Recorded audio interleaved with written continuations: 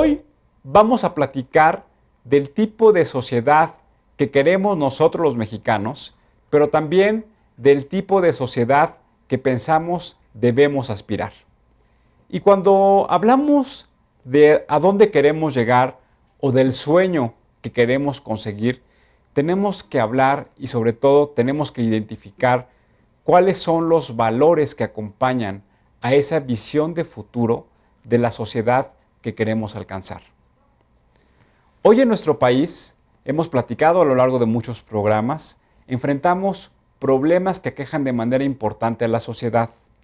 Y la pregunta que tenemos que hacernos es qué dejamos de hacer los ciudadanos y qué es lo que podemos hacer para que una sociedad incluyente, participativa, propositiva, sea la característica de distinción de los mexicanos. El día de hoy, que nos acompaña Alfonso Rodríguez. Alfonso, buenas noches. ¿Cómo estás, Tulio? Muy buenas noches. Para que platiquemos juntos de la encuesta de valores que realizó el Instituto Mexicano de la Juventud, en la cual le fueron a preguntar a jóvenes de diferentes edades de cuáles son los principales valores en los que ellos se identifican, pero también cómo es su relación con base en esos valores con su familia, con sus padres, con sus amigos y con sus vecinos. Y antes de iniciar a platicar, Alfonso, me gustaría preguntarte, hoy pareciera ser que la pirámide demográfica de nuestro país está concentrada fundamentalmente en el segmento de los jóvenes. Es un tema que hemos platicado a lo largo de varios programas. Y pareciera ser entonces que falta tender un puente, un enlace entre la generación de los jóvenes, algunos le llaman los millennials, con sus padres de familia, incluso con sus abuelos.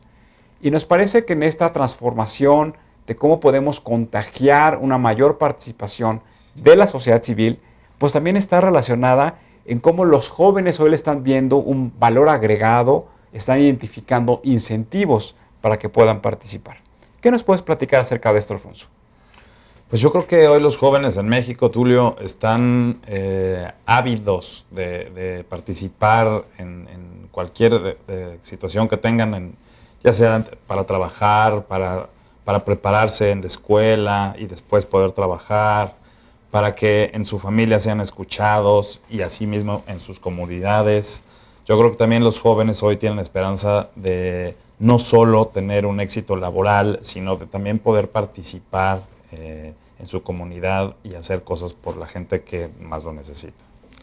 Creo aquí lo que es importante es que los jóvenes, los ciudadanos, sean reconocidos no solamente por sus éxitos, sino sean reconocidos porque han tenido la capacidad de sumar sus voluntades con otras personas y la reunión de esas voluntades en un grupo colectivo, una colectividad, lo que conlleva es obtener resultados. Es decir, no nada más el joven por el joven, sino la suma de los jóvenes que están encauzando su talento y su creatividad para alcanzar un objetivo muy concreto.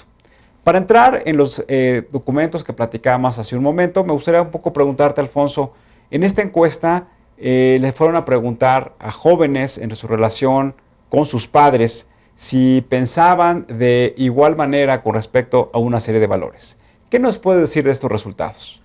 Pues mira, te puedo decir que los jóvenes, 7 de cada 10 jóvenes aproximadamente piensan que igual que en sus padres con relación a temas como la familia, la religión, las reglas morales, la relación entre padres e hijos, la educación de los hijos. En resumen, lo que muestra es eso, que en muchos de los temas, en la mayor parte de los temas, digamos en el 80% de los temas que nombran aquí en la gráfica, como ustedes pueden ver, están de acuerdo la mayoría de los jóvenes con sus padres, y en los que no se han puesto de acuerdo, los que menos se han puesto de acuerdo, es un tema del sexo y en el tema de la política. Pero llama la atención, como vemos en la gráfica, como tú lo mencionabas hace un momento, que el valor que más importancia le dan en la relación es obviamente la familia.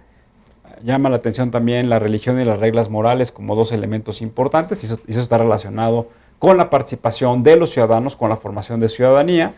Habla también de la educación y de la relación entre los padres y los hijos y la educación de los niños, así como el trabajo, que me parece que son como los elementos fundamentales del quehacer ciudadano.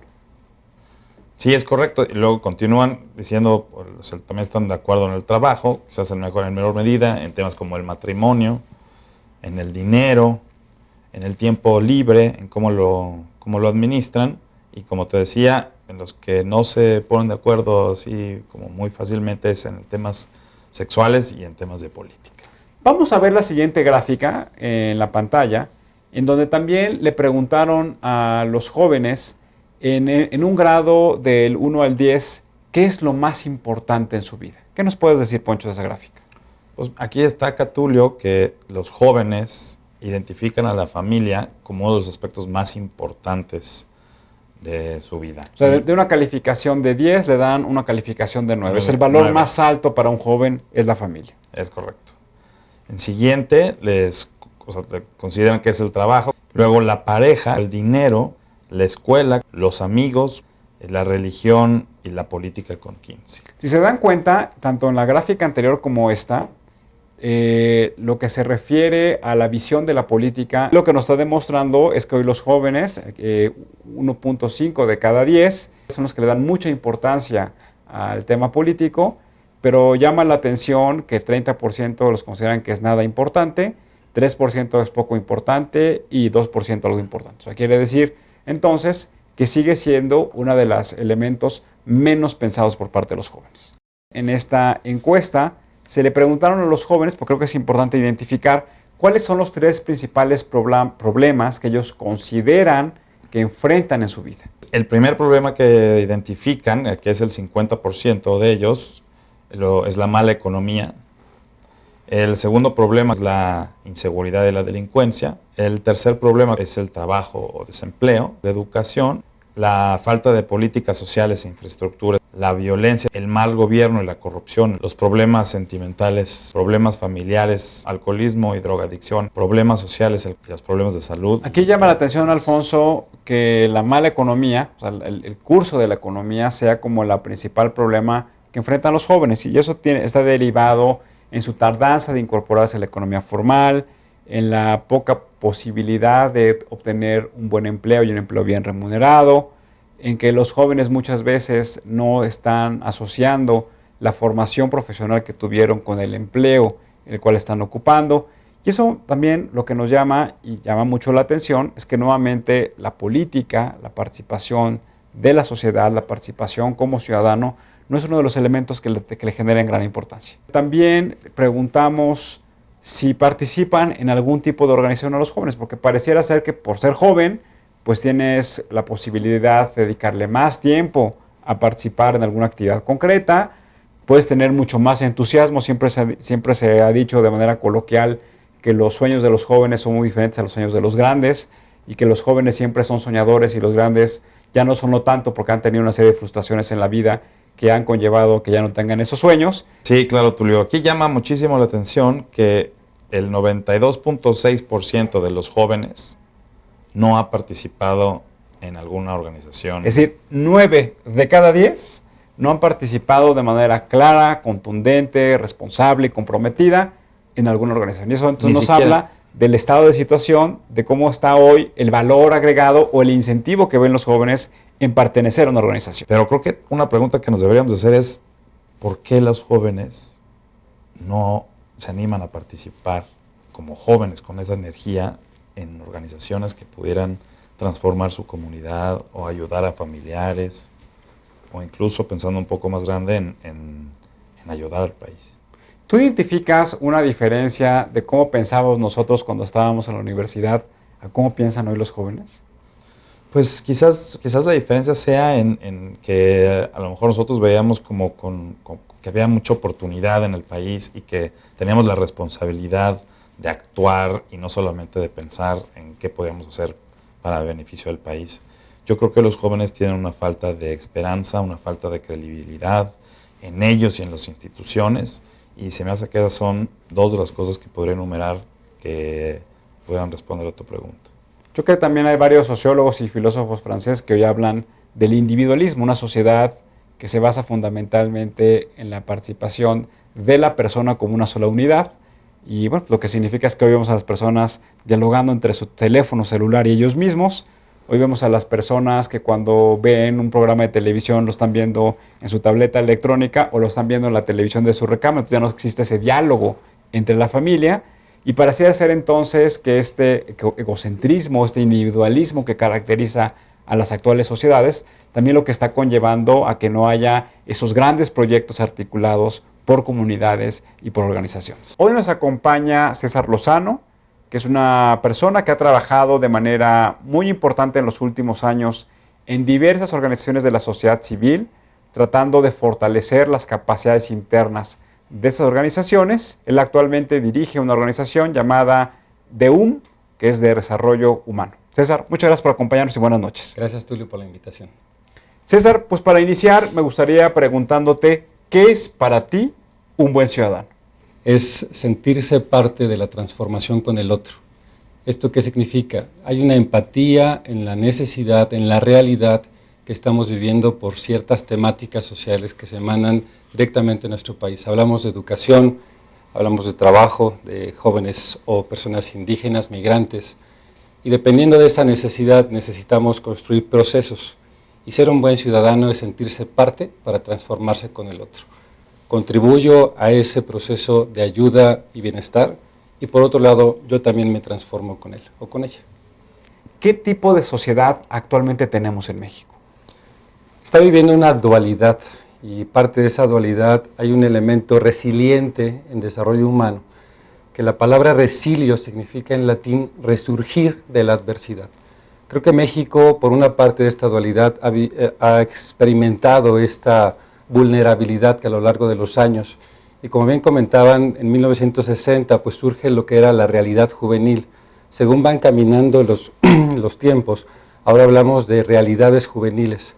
¿Eso qué significa? Que estamos resurgiendo y aprendiendo, como hoy en día en las familias se les conoce, hoy en día los papás, los padres de familia, la rebanada del sándwich, es decir, arriba la rebanada de pan era la figura de la autoridad y autoritaria del padre que con tan solo una mirada nosotros nos aquietábamos. Ahora la rebanada de abajo son los hijos, que ellos son más altos, más agresivos en algunos casos, y eso demanda que ahora los jóvenes, los hijos, con una sola mirada, los papás de esta etapa media se aquietan. No sabemos cómo responder ante esa situación.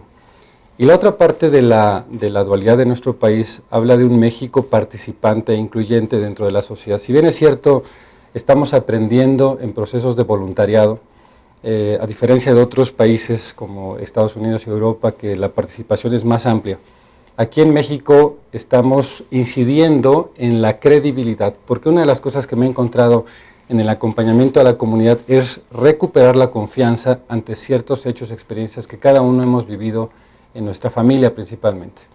Y esto habla de que esta dualidad necesita ir también hacia un proceso de aprendizaje, en una inclusión, en la participación hoy en día, que el valor supremo de los jóvenes y de la sociedad es la inclusión y la participación. De tal manera que creo que esta es la sociedad en dualidad que estamos viviendo. ¿Sí consideras que estamos en una sociedad en transición? Sí, correcto. Y una transición temporal en el sentido, ahorita, del Consejo Nacional de Población, CONAPO, y junto con el Instituto Mexicano de la Juventud dan una estadística. Se estimaba 32 millones de jóvenes en el país en el 2010. Sin embargo, 29.5 millones entre los 12 y 29 años llegan a una punta de la montaña y se va a estancar por el bono demográfico, que antes éramos 10, 15 hijos, 8, familias grandes, numerosas, hoy somos de 1 a 3 máximo. Y entonces se estima que en el 2050, en esta transición, si bien es cierto la tercera, cuarta parte de la población es joven y hay 30 promedio millones de niños entre los 0 y los 14 años, nos invita a que en el 2050 la curva de la montaña va a descender.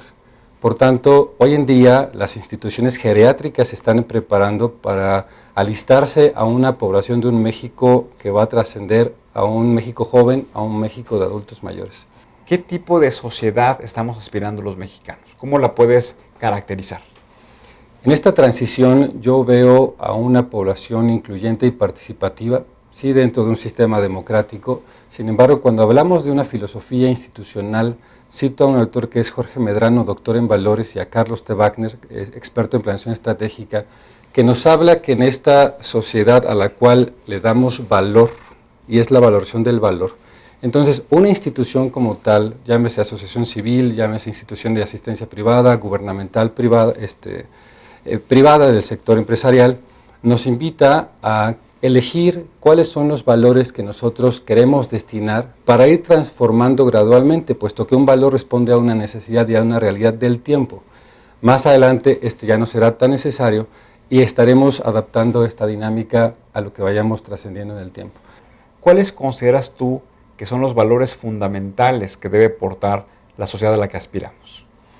Uno de ellos es la generación de nuevas ideas.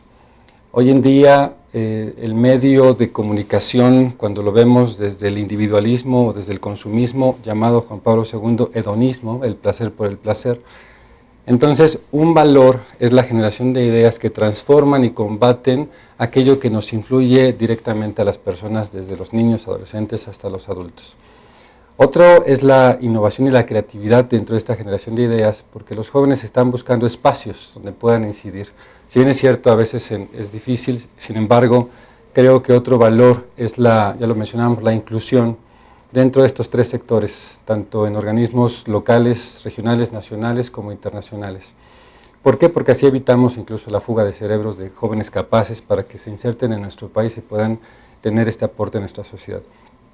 Otro, mencionábamos hace un momento, es personas que como valor aprendamos a cerrar situaciones no conclusas. ¿Qué nos podrías decir de cómo podemos caracterizar a la colectividad que realmente está organizada? La colectividad tiene como característica la no formalidad. Son personas que por un interés social responden a esa inquietud y parten de una inexperiencia, no tienen programas establecidos.